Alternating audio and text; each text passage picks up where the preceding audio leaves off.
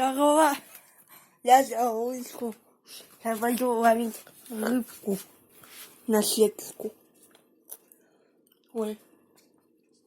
На удочку не неси. Ой.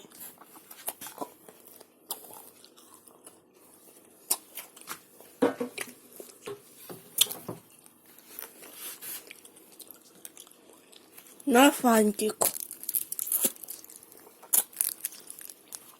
Конфетку съела, а рыбку хочет фантиком обмануть.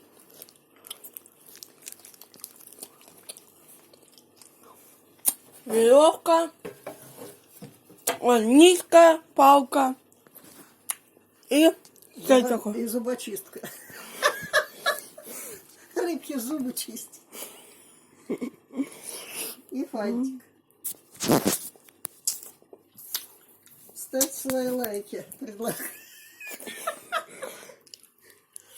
Кому понравился этот сюжет, ставьте лайки. Делайте удочки своими руками. Ловите рыбку. Ну, я пойду раньше рыбку ловить. На пруд. Калитка открыта. Плохо открыто, надо закрыть. Сейчас пойду рыбу ловить. Собаки забегут чужие. Я и собаку хоть поймаю. Я думаю,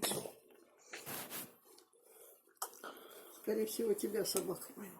я поймал Тому. Вау. Ой, какие прекрасные ноги. Давай. Гнилые.